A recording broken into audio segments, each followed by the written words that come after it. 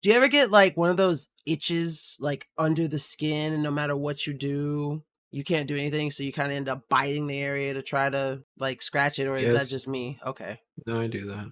Thank the Lord. I be looking stupid because I'll do it in public. I just start biting my fucking hand. I've had people look at me. Someone asked if I had a rash once. No, I I have do the same that as feeling, well. but I never bite. Why? Give into it.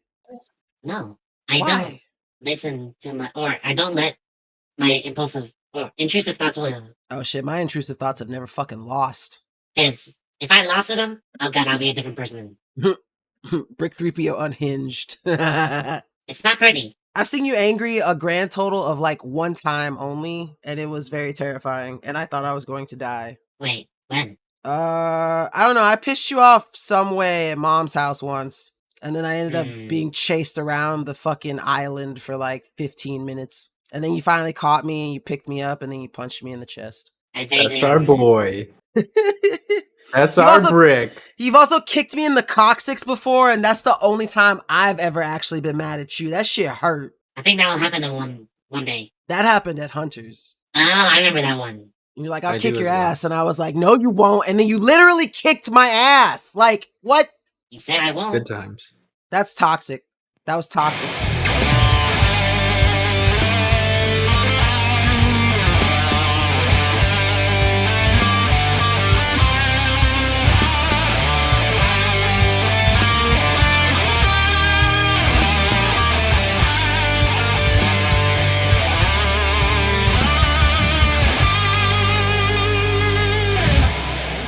Hello everyone, and welcome back to a new season of the Force Unscripted. I am your local fact-checking cyborg, Rick DPO. That title can be determined. I don't know if I'm mostly robot or half robot. What am I, guys? Robot-ish. A Borg. To be determined. Lovely. Well, they finally let me out of the lab to be able to talk to you all. And unfortunately, the first topic we're going to have to talk about is the skeleton crew. Not unfortunately. I found it slightly unfortunate, but overall, what were your thoughts, boys? I liked it. I thought I like normal stories in a fantasy world, okay? Like, that's one of the reasons why I liked Andor so much. I like the whole coming of age theme. I thought that it was written well. It wasn't, I will say, it wasn't the most, like, action-packed, entertaining kind of Star Wars thing, but like I still enjoyed it. Personally, I'm okay with coming of age stories, but when they're too young, it becomes too cringy and kind of bad. Well, what specifically about it was cringy and bad in your opinion? Well, let me bring up the notes. Oh god, he has notes. He's a droid, of course he has notes. He's not a data bank. Analyst, I have to write notes. First of all, first question. Other than me as a droid, who in the world makes their children memorize natural log? That was just weird. Well, the only natural logs that I know are the ones that I drop in the fucking toilet. But, okay, it's like... Those are not natural. They go against the Geneva Convention. But anyways, the first question that the child, is questioned by his father in episode 1 is, what's whatever table of 5? And that happens to be the natural log of 5. Why are they making children memorize these things? That's besides the point.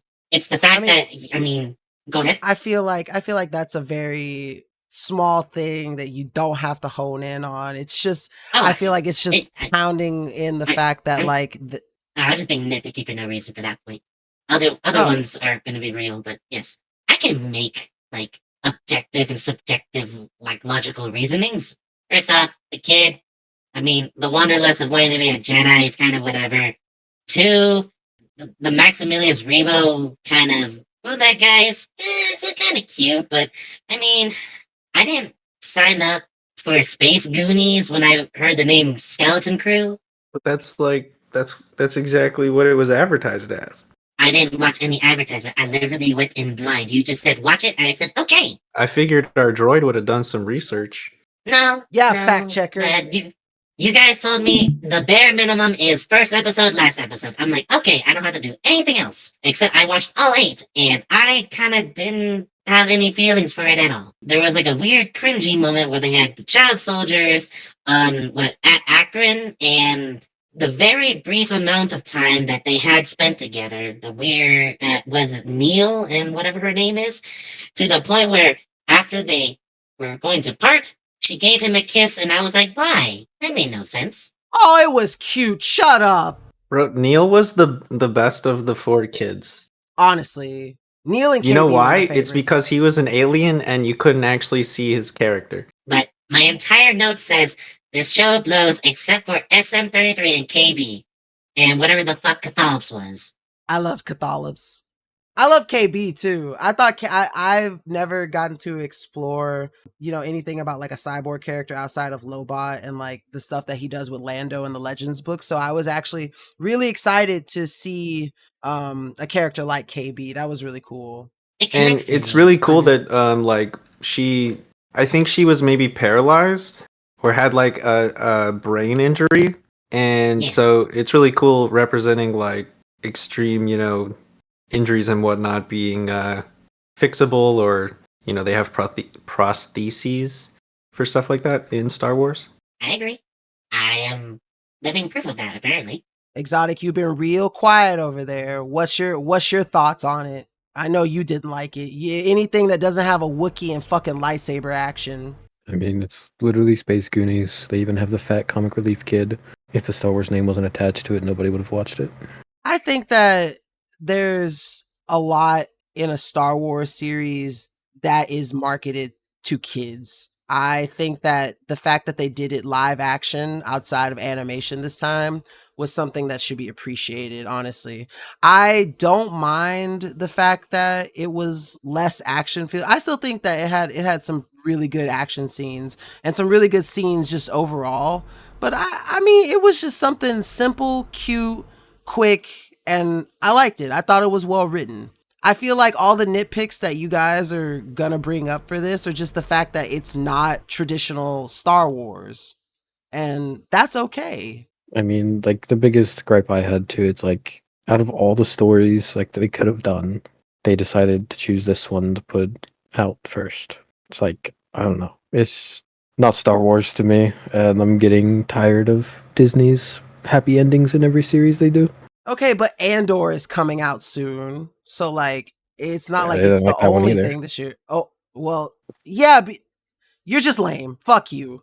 That's what it is. You're the problem, not Star Wars. I mean, this show is much better than Young Jedi or whatever the other kid show was. They've only really made 2. They've made the Young Jedi one, which is a High Republic show, and they've made this one. I think this one, I mean, besides the fact that the other one is animated and this one is live action, I think this one has a much more engaging story.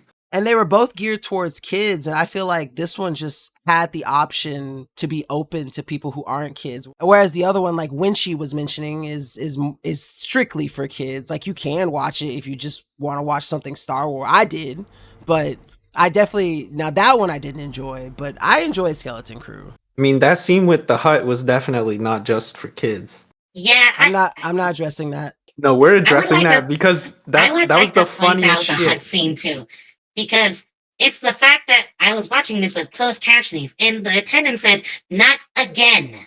This means it happened before. That's why I was fucking laughing so hard.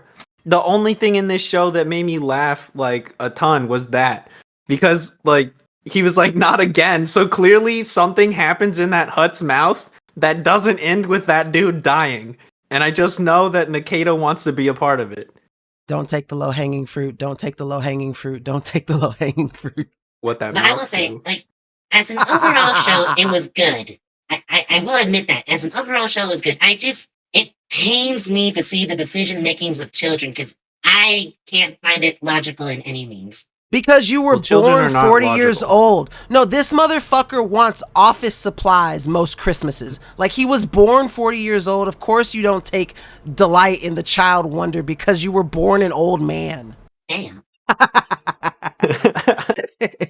But no, there was a lot that I want to talk about because I thought that like y'all know me, like in past episodes I've talked about like symbolism in Star Wars, and it's always the thing that I try to appreciate the most because I do find a lot of symbology within Star Wars, and you can kind of find some in like every series that's been put out, really, when I think about it. Maybe not, I can't think of like a main like symbology that was present in like Book of Boba Fett, but like The Mandalorian does it, Andor does it. And the one that the one scene that stands out symbologically for me in the Skeleton Crew was when they're on the, what's it called? What's the planet that they were on? It started with an L. Tuna. Luna. Latuna? Was it? No, sorry. Luna? Laytuna. Lacuna, is that what it was called? Fact check, Brick 3PO.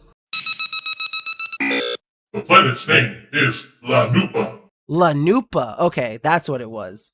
But yeah, when they're on that planet and they had just had the fight, they split off into the groups of two and then they come back together, and then they have the scene with the ship when they did the press the whole I forget what the name of the button was called, but where they did like, broke off the hull. I loved the whole like symbolism of like them breaking off their old shell, moving forward, like in this new light, in this new form. And also the scene itself was just really fucking cool. I thought that shit was badass. So like that was something that definitely stood out. I loved the growth that was exhibited by the children throughout the series too. And again, it's just, if you analyze it less of from a Star Wars perspective and as a true story about like a fantasy coming of age, and you look at it from that lens, I felt like it hit all the notes, like, honestly. Yeah, we had the, like, from a child's perspective, we had like the arguing with the parents, not getting through to them. The parents are always off at work. The kids rebel, go on a journey, run into some shit, get betrayed, learn a lesson, do stuff on their own with their new magical powers, which is really just being able to fly the spaceship without a droid. And then they save the day at the end. It's a good kid show. Fuck Jod, though. For real. Yeah, he was a character. I mean, it reminds me of Captain Silver or whatever from Treasure Planet. Well, yeah, at the end, Captain Silver had like kind of a change of heart and gave the kid stuff and let him go. This one, dude just gave up after he lost so many times. Yes, which made me surprised that he didn't just go full ballistic after they shut down the barrier. Right? Someone's parent should have died. Exactly. Something should have happened, but he's like, no, we're just going to, sit here and watch me revel in my defeat. I kind of wanted them to reveal that, like, maybe Wim had some degree of force sensitivity. I'm glad they didn't. I thought they would too, and I'm glad they didn't. I was so glad he did not have any force abilities, because I was like, that's a fucking cop-out. You think so? Yes. We don't need everything to go to the force. In my notes, I literally have convenience lightsaber is convenient. Like, they didn't need to put it in his treasure trove, but it just happened to be there. Such a passionate argument from a droid. I love it. Yeah, Brick 3PO really must hate lightsabers. It's probably, remnants of the war, right? I'm missing an arm because of one, and a leg. That's besides the point. Oh, Brick 3PO lore. I love it. But on a lighter note, I'd like to say that I was thoroughly surprised and, very entertained that they had Jaleel White as a pirate. I thought it was funny. I had to do a double take when they were on the pirate, the port? What was it called? Yeah, the port. I was like, Urkel? I love that they used the same pirate from The Mandalorian as one of the raiders. You mean the Weequay guy? Yeah. Vane? Yeah, he did look Vane. He did look familiar. Yeah. No, yeah, that's the weak way from Mando. And then I gotta say, like truly, like you hit the nail on the head, Brick 3PO. SM33 was a great fucking character. I am very appreciative of sentient robots.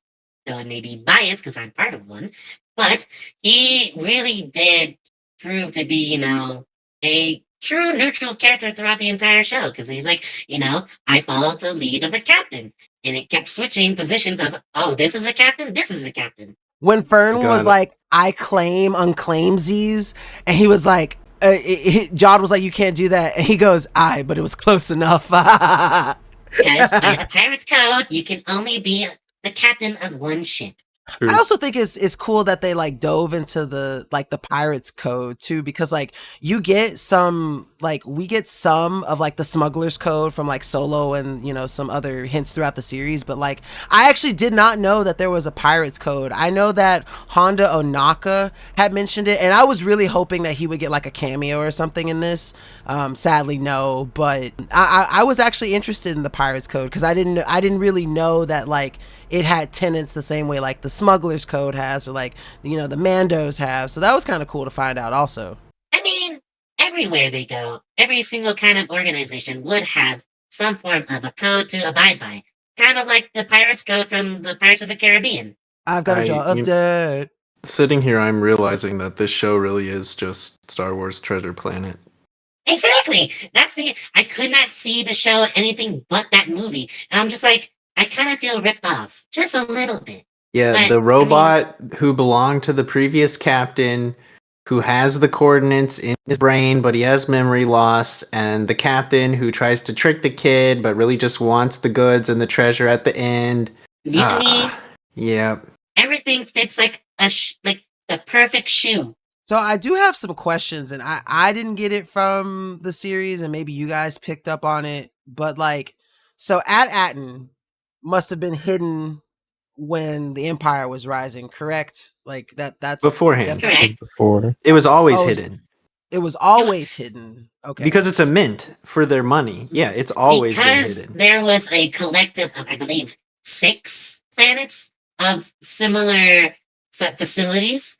At some point before the rise of the Empire, they had to hide said planets before things could happen to them because something happened to the other 5, so they had to at least protect the mint with the Old Republic credits on it. So they never knew that the Empire had risen and fallen then, right? Oh, no, not at all.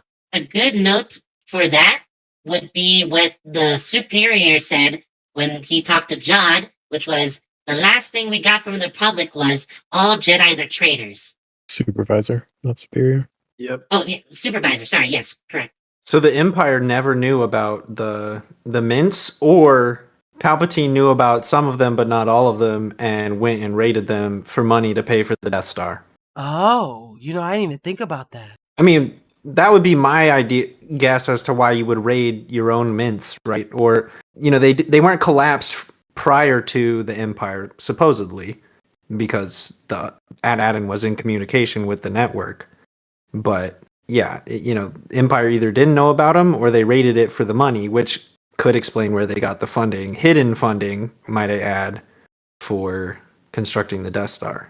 I still think overall the series was at the very least, I think it was well written. It may not have been like the Star Wars series that people are used to, or the Star Wars that they were even expecting, but I can't say that it was poorly written. It may be a knockoff of Treasure Planet, but I don't think it was. I mean, like when you copy paste, it's hard to fuck up, right? But I think it was good. I liked it.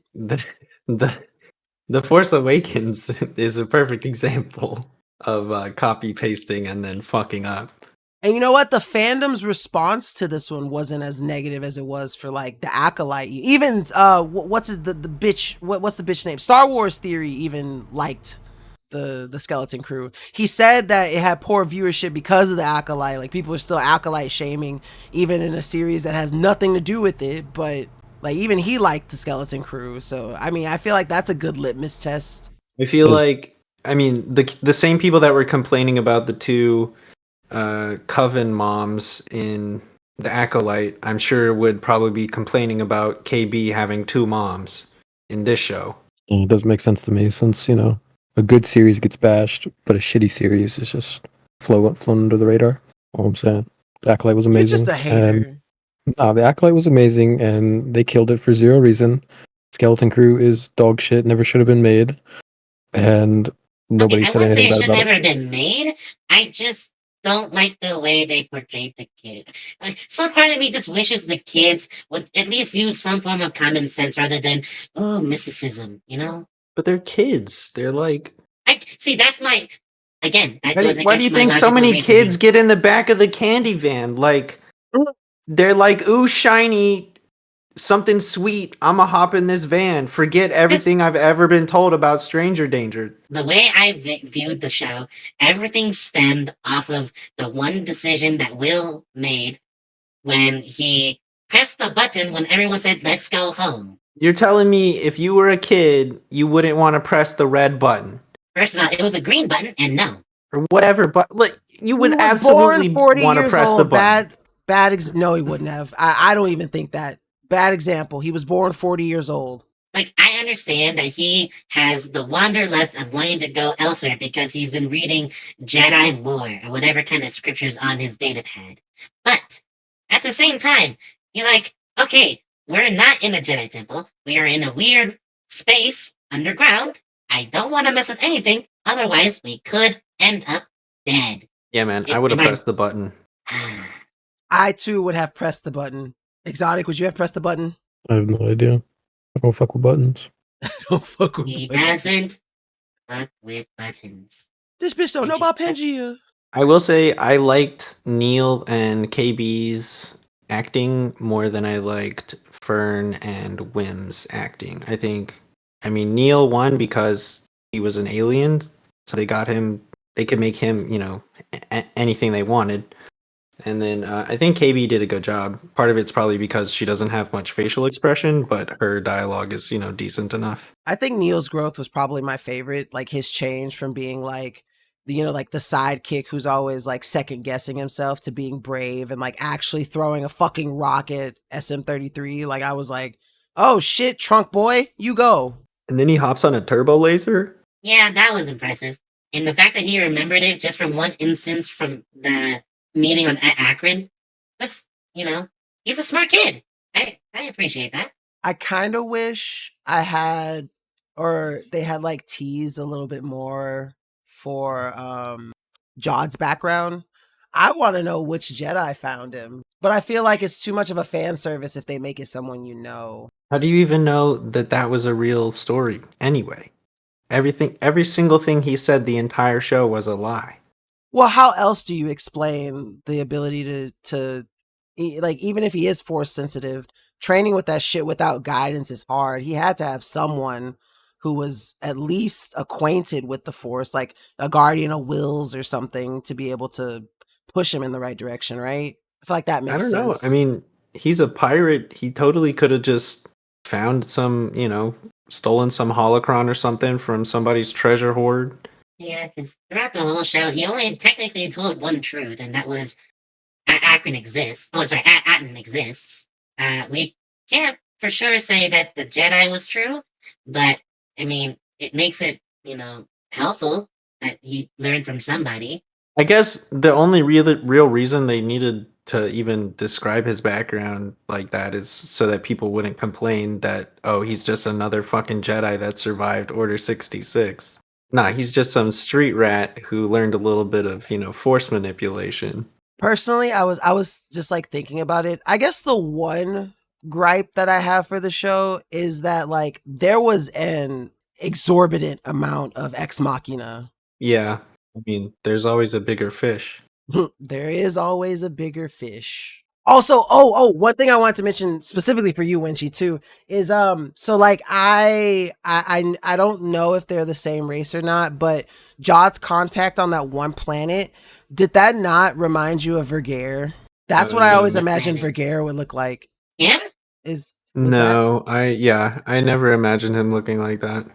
First of all, it's not a cat, it's like an owl thing. But two, the name is Kim. Oh yeah, I always imagined that's what Vergere looked like. Like the way that they described her in Legends, I don't know. That's kind of like. But there were close to what I comics imagined. with Vergere in them.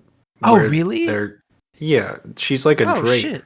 Oh, I always thought she was like a catbird. No, she's more like Oh, a ew, drape this is what she looks person. like? Oh, never mind. She was Fosh. That's what she is. Okay. I never thought to look up what she might look like. I thought Kim was cool though. No, Kim reminded me of the old Legend of the Guardians movie about the owls. I There's do a not know what you're like talking about. there's a old children's book series about owls, and they made a movie about it. It's live action, and there's like a kooky, like live action. shamanistic kind of owl. Not live action, sorry, like CGI. CGI. Thank you. The owls of Cahoon. No, Yeah, that. Guardians, Ah. some shit like that. It's an old ass fucking book series. Yep. And then if I relate it to one like thing from the entirety of Skeleton Crew, it's absolutely the fucking trash crabs. I love them. I would die for them. Agree to disagree. You Am I don't. not a You don't trash think crab? that he would absolutely follow the trash crabs to the big one and then just be like, "Let's be friends," and then get eaten? Oh, I mean, sure. I mean, following them would be just for natural curiosity. I wouldn't die for them, no. I would die for them. I would protect them with my life. Well, your version of protection is going to become their food. Follow. Follow. Exotic. Was there anything about the Skeleton Crew that you actually did like? Anything? No. Nothing. No, I fell asleep through like 8 episodes, I think. There's only 8 episodes. Yeah. Oh Like, my god. I could not. It did not catch my attention. I could not continue watching it. That shit was. I don't know. Okay, so Like, I got then, through it, but then what could they have done that would have made it better? Like without different story. egregiously changing the dynamic of the show itself, what could they have at least added to it to have made you want to like it more? Not a happy ending. More pirates. A Wookiee. A Wookiee pirate. He would have gone crazy for that one. No, Wookiees don't be pirates. Fact check, Brick 3PO. What year does this take place in the Star Wars universe? My guess was like, Skeleton Crew happens during 9 APY. oh, cool. So I was guessing like 6, but 9 makes sense. Wait. So then, when does Mando take place? It's much later, right? Fact check, Brick 3PO. When does The Mandalorian take place? Yeah, because it's 11 APY. yeah. So okay, so the pirate was in this before he was in the Mandalorian. So somehow his dumb weak way ass escaped from that planet and all the X-wings and everything to end up on another dude's pirate ship that also got blown out of, in atmosphere flight, which he also escaped from. I mean, the only smart weak wave you've ever found was Hondo, right? I'm pretty sure. Well, I there's not mean, another this smart guy's one there. at least lucky. And I wouldn't necessarily call Hondo smart either. Hondo's pretty smart. Hondo is He's resourceful. I guess you gotta be smart to be conniving and resourceful, though, right? Yeah, so I guess you're right. It's like if they wanted to fucking dive into some pirates, give me like a fucking Cad Bane series. I'd even take a Hondo series over Skeleton Crew. I also would take a Hondo series over Skeleton Crew, but I really like Hondo and Naka. I really wish they would have put him in this, like at least a cameo or something. Because if it's pirates, like he's a very comedic pirate, he would have fit in the story pretty well, I think. Yeah. Like make him the fucking dude that comes and saves them and not some fucking wimp of a Jedi Padawan. Like I That's think if you money take out hungry. Jod and replace it with Hondo, you have a pretty good story too. I'd like it more. The B-wings? Dude, the B-wings with the freaking lasers? The lasers, yes. B-wings That really actually surprised doing me. what they're supposed to do, man. Like, cap ship busting. Most of the time, B-wings drop proton bombs, though, right? Yeah, they're bombers, but like... Cap ship Shit. busting is the key. Yes, absolutely. Heavy armament. Yeah, so I think that I know we're all of a bit of a different opinion. Wen'shi's probably the middle ground here for once. I really liked it. Exotic really didn't, and Brick 3PO's being Brick 3PO about it. But I would like to get you guys' overall.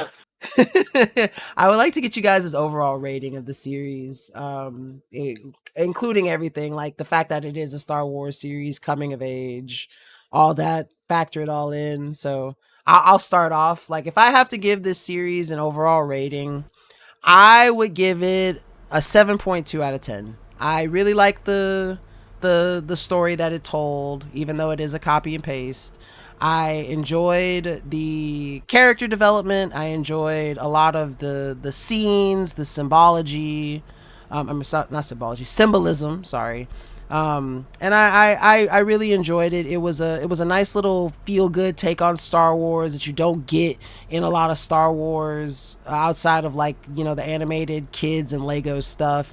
I can't say that I would go back and rewatch it for any reason unless like maybe something from the plot pops up in something in the future. But I definitely 7.2 out of 10 is where I stand firm on that.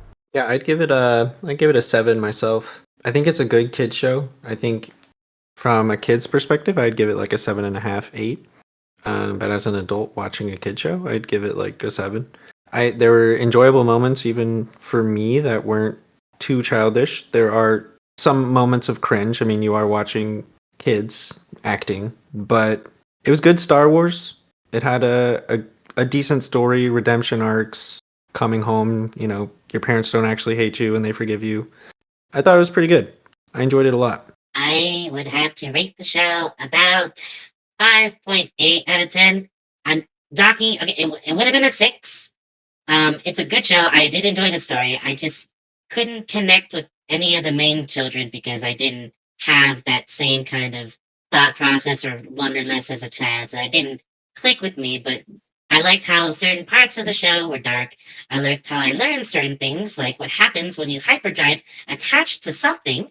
So I can use that in a future thing based off of our D&D escapades. And the reason why I'm putting it down just a little bit is because as a person who is studying aviation maintenance, I do not understand the molting ship thing as in a physical standpoint, why the hull broke off like a sock.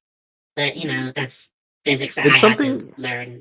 it's something they've done in shows like The Eclipse, not The Eclipse, The Expanse, too, where they've disguised ships as like junk freighters or whatever. I mean, sure, adding extra parts to a ship should be fine, but it shouldn't crumple like a sock. Well, They look that's what I'm very saying. Like loose. they dump it at a certain point, like it takes damage or whatever, and then they dump it and get away or in other things as well. Okay, well, I still stand by my 5.8. It's an overall decent show. I'd like to try something. Initiate droid override for fact check mode.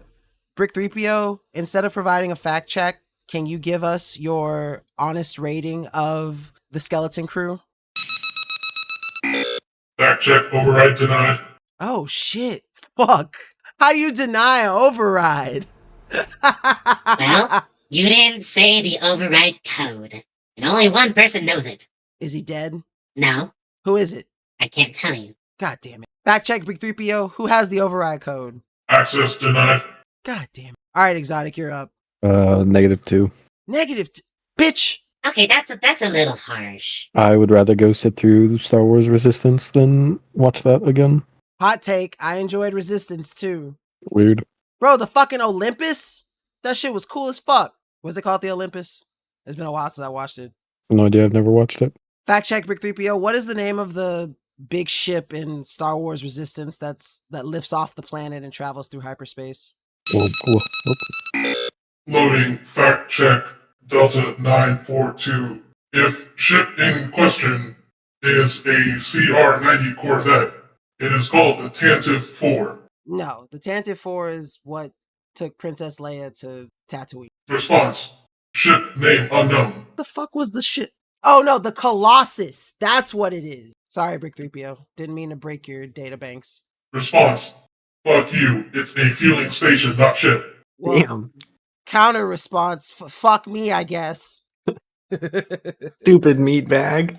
Stupid. Yeah, fuck me. But yeah, I feel like there was so many other projects that they could have been working on over this. I don't think it was needed. It's like cool live action kids show, but I mean, You know, I don't deny there's that. better kids shows that are animated. I mean, they just didn't do a very good job on this. I think they did a good job on it, but I will agree with you on the point that there were other projects they could have done, and there are definitely other projects that I would have enjoyed more. But again, to its credit, I don't think that it was a bad series. I don't think it was poorly done either. Yeah. Also, like outside of Marvel, there aren't very many kid shows with like this amount of production to them. These kids aren't gonna fucking notice this amount of production for them. Yeah, honestly, fuck them kids. Like, I'm glad that they got their own show, but I don't give a shit about the production value of their shit. But you are right. You are absolutely right. There are not a lot, like, outside of like the superhero shit. There is not a lot for kids that has this kind of high quality studio production. I just don't think it was needed. Don't think it was asked for. And like, there's 10 million other stories that they could have gone with, and would have been amazing. See, this is the side of your argument that I'll actually agree with. I'm behind you on that part, 110%. And Disney needs to can it with the happy endings. It's Star Wars, not Star Wars and flowers. So it can't be a fucking field of flowers at the end of every story. I mean, outside of like, if we're talking about like George Lucas's Star Wars, outside of Empire Strikes Back, everything else has a happy ending. That's his problem. Whose, Exotics or George Lucas's? I'm tired of the happy endings. He doesn't want happy endings. Yeah, it's like Star Wars. Fucking, where the war's at? Like, someone has to die. He wants Rogue Many people One. die. Everyone dies at the Exactly. Everyone gets blown up. The entire planet just goes kaboom. Story over. I feel like even So- Rogue One had a happy ending. No. To make him the happiest, they should put the scene with Chewbacca and the moon into live action. I think he would enjoy that one the most. Chewbacca's not even my favorite Wookiee. But okay, imagine you're about to get smashed by a moon. You save your best friend's son, and all you do is fucking yell at the moon as it smashes you into oblivion. That's badass. Also, Legends accurate. So you're telling me a Wookiee can fucking hold up a fucking moon, but a Hutt is still stronger? He didn't hold up a moon. He just got smashed by it. It was crashing into the planet, and there's nothing he can do. So he just fucking yells in anger. I don't know. I think The Hutt whole would still be a planet Wook- gets destroyed. Like, he's on the planet. He's not holding anything up. He's just fucking yelling at it as it kills him. Yeah, so like the planet is like, or the moon is revolving around the planet, and each like revolution it gets closer and closer and speeds up. And so on the final revolution, it's just about to fucking smash into him, and he's just like, and boom, goodbye. Weird. I'd probably do the same shit. I'd probably just throw my hands up and be like, well, fuck me, I guess, and then goodbye. First That's of what I all, imagine you wouldn't have you been saying. saving your best friend's son in the first place. You would have been the first one on the spaceship. If I had a life death to you, which I'm getting pretty close, I would save your son. I just want you to know that. You have a life debt to me, not to my son. You'd have left that little snot behind. No, I wouldn't have. For your son, bro, Tina would have shot herself in the head to kill me in hell. Damn, you right. I was about to say no, she would.